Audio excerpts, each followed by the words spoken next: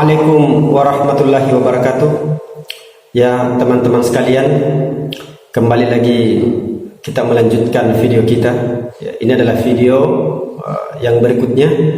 Bagi teman-teman yang belum pernah melihat video-video yang lain, jilid 1, jilid 2 atau video yang lainnya, harap mengikuti channel kami Ukhrijat Linnas ya, dengan cara tekan tombol subscribe, kemudian tekan tanda lonceng untuk terus mendapatkan notifikasi dari video-video kami yang terbaru. Teman-teman sekalian, jangan lupa like dan sarannya ya, tulis komentar di bawah perkara-perkara apa yang akan kami bahas. Tentu saja kami mengharapkan saran dari teman-teman sekalian. Baik teman-teman sekalian, ada beberapa orang yang bertanya ya, dalam grup. Mereka bertanya, sebenarnya perbedaan kita dengan Salafi Wahabi itu terletak di mana? Ya, di sini saya akan jawab. Sebenarnya perbedaan kita dengan mereka itu terletak dalam cara memahami, ya, cara memahami Al-Quran dan cara memahami hadis Nabi SAW. Ya. Mereka memahami hadis ya, itu melalui akal pikiran mereka sendiri ya, sesuai dengan akal pikiran mereka sendiri. Sedangkan kita memahami Al-Quran, memahami hadis Nabi SAW itu sesuai dengan pemahaman para sahabat ya, sesuai dengan pemahaman ulama-ulama salaf ya. Sehingga pemahaman Salafi Wahabi tentu saja akan bertentangan dengan pemahaman Ahlus Sunnah wal Jamaah. Ada banyak faktor yang menjadi sebab dikarenakan pemahaman ini kita berselisih paham di berbagai bentuk-bentuk yang lain. Saya kasih satu contoh. Ya, contoh. Menurut mereka, kalau ada seseorang yang sudah menunaikan ibadah haji, orang Indonesia kemudian menunaikan ibadah haji, lalu kemudian setelah itu pulang, kalau orang tersebut distempel dengan nama haji di depan nama dia, maka itu adalah perkara yang baru dalam agama. Kata mereka itu adalah perkara yang tidak pernah dicontohkan oleh Nabi, sehingga tidak boleh dikerjakan. Disinilah letak pemahaman mereka yang menjadi perselisihan antara kita dengan mereka. Karena mereka memahami hadis itu terlalu kaku, tidak sesuai dengan pemahaman para sahabat. Ya. Padahal teman-teman sekalian, kalau misalkan ada saudara kita yang pulang dari haji kemudian di depannya diberi nama haji, ini bukan perkara yang haram, karena tidak ada larangan dalam agama. Ya. Hanya yang anehnya bagi mereka, kalau untuk kita itu tidak boleh, kalau untuk Ahlus Sunnah wal Jamaah itu dilarang. Ya. Tapi kalau mereka yang melakukan itu boleh. Disinilah letak perbedaan kita dengan mereka. Ya. Contoh, kalau mereka diberi gelar ustadz misalkan, ya, ustadz sunnah, ustadz sunnah Khalid Basalamah, ya, ustadz sunnah Firanda, ustadz sunnah Yazid, ya. Itu mereka tidak protes. Mereka menganggap itu adalah perkara yang baik, ma'ruf. Jadi kalau kita yang melakukan itu tidak boleh. Kalau bagi mereka melakukan itu boleh. Padahal level-level ustadz ini tidak ada di zaman Nabi. Mana pernah kita mendengar Ustadz Abu Bakar, Ustadz Umar bin Khattab, Ustadz Utsman bin Affan? Tidak pernah kita dengar. Tidak ada riwayatnya yang menjelaskan seperti itu. Padahal Abu Bakar, Umar, Utsman, Ali, mereka semua jauh lebih alim dibandingkan ustadz-ustadz yang ada sekarang ini, yang mereka mengaku sebagai ustadz sunnah. Ya. Para sahabat jauh lebih alim, tetapi mereka Nah, sekarang kita mau bertanya kepada ustadz-ustadz ini, apakah label ustadz itu adalah sunnah ataukah dia perkara yang bid'ah? Iya. Karena setiap mereka berceramah, di depan namanya selalu ditulis ustadz, ustadz. Ya. Dan mereka tahu, mereka juga baca, tetapi mereka tidak pernah protes. Kenapa? Karena itu untuk diri mereka. Boleh kalau untuk diri mereka. Jadi seakan-akan agama ini mereka yang mengatur. Ya. Padahal mereka bukan nabi. Mereka bukan rasul. Iya. Teman-teman sekalian. Tetapi seolah-olah agama ini hanya untuk mereka, dan merekalah yang berkuasa mengatur mutlak perintah-perintah dan larangan-larangan. Ya. Jadi kalau kita misalkan ada orang naik haji, mau dikasih nama Haji Firanda, itu tidak boleh. Haji Zulkarnain, itu tidak boleh, karena tidak ada di zaman Nabi. Ya. Kalau tidak ada di zaman Nabi, tidak boleh. Namanya bid'ah. Itu kata mereka. Tapi kalau label ustadz itu boleh. Padahal tidak ada juga di zaman Nabi. Maka teman-teman sekalian, disinilah perbedaan kita dengan mereka.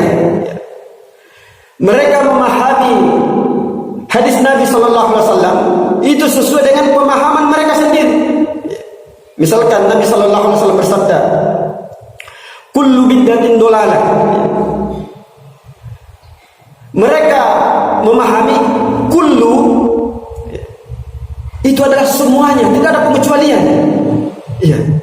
Semua perkara yang baru itu sesat bagi mereka. Tidak ada pemisahan-pemisahan, tidak ada. Itu kata mereka. Itu menurut akal logika mereka. Padahal kalau menurut para sahabat tidak seperti itu. Iya. Hadis Nabi SAW ini keluar ketika sahabat-sahabat masih hidup. Abu Bakar masih hidup, Umar bin Khattab masih hidup, Utsman bin Affan masih hidup. Iya. Kita sekarang bertanya, apakah Utsman bin Affan tidak mengerti dengan hadis Nabi SAW ini? Justru Utsman bin Affan lebih paham, lebih mengerti dibandingkan mereka yang mengaku sebagai ustaz sunnah. Ya. Utsman bin Affan itu azan 2 kali di hari Jumat. Azan 2 kali di hari Jumat. Iya. Apakah Utsman bin Affan tidak mengetahui hadis Nabi ini? Kullu bid'atin dolalah. Utsman bin Affan tahu, faham, bahkan lebih mengerti tentang apa yang Nabi sampaikan. Ya. Makanya Utsman bin Affan memberikan contoh kepada kita, memperlihatkan kepada kita bahwa yang dimaksud dengan Nabi kullu bid'atin dolal itu bukan seperti yang difahami dengan ustadz-ustadz sunnah, bukan, tetapi sesuai pemahaman para sahabat. Ya. Maka teman-teman sekalian, inilah yang menjadi perbedaan kita dengan mereka. Ya. Inilah poin yang paling pokok yang menjadi perbedaan kita dengan mereka. Karena kita menyandarkan agama ini, kita menyandarkan pemahaman kita kepada para sahabat, kepada Rasulullah SAW, kepada para ulama-ulama salaf. Sedangkan mereka menafsirkan Al-Quran, menafsirkan hadis itu sesuai dengan akal pikiran mereka sendiri, sehingga setiap muncul masalah pasti terjadi perbedaan antara kita dengan mereka. Ya. Pasti terjadi perbedaan. Coba satu kata saja, kullu, mereka menganggap itu semua. Iya. Coba perhatikan firman Allah Subhanahu wa taala. Kullu man 'alaiha fan. Segala sesuatu, kullu. Kalau dia memahaminya kullu itu semua, Segala sesuatu akan binasa, akan hancur, kecuali Allah Subhanahu wa taala.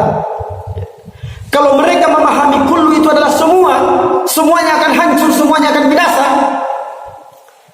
maka tentu Al-Quran juga akan hancur, akan binasa. Ya.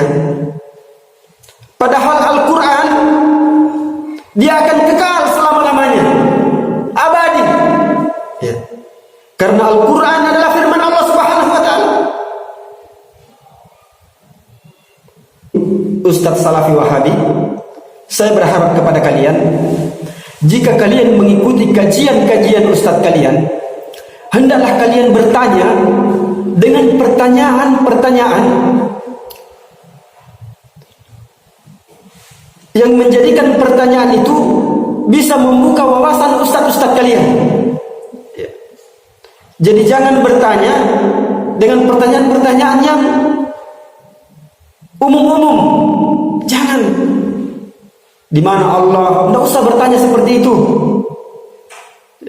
Bertanyalah, wahai ustaz,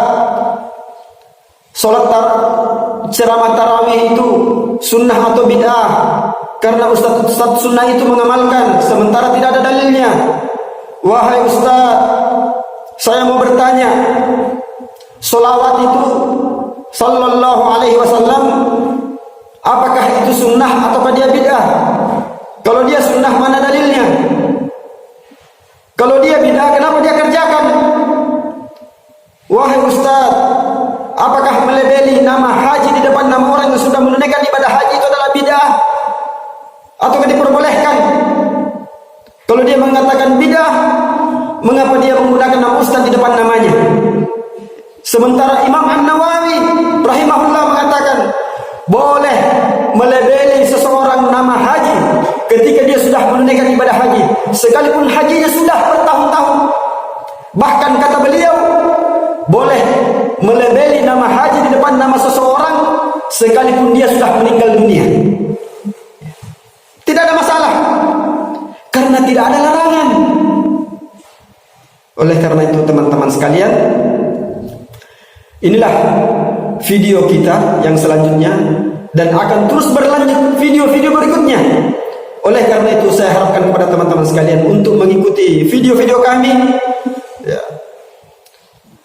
Sebarkan video ini, share, kemudian tekan tanda lonceng, dan jangan lupa subscribe. Ya. Subscribe, kemudian berikan saran kepada kami ataupun usulan-usulan perkara apa yang akan kami bahas untuk kedepannya. Terima kasih.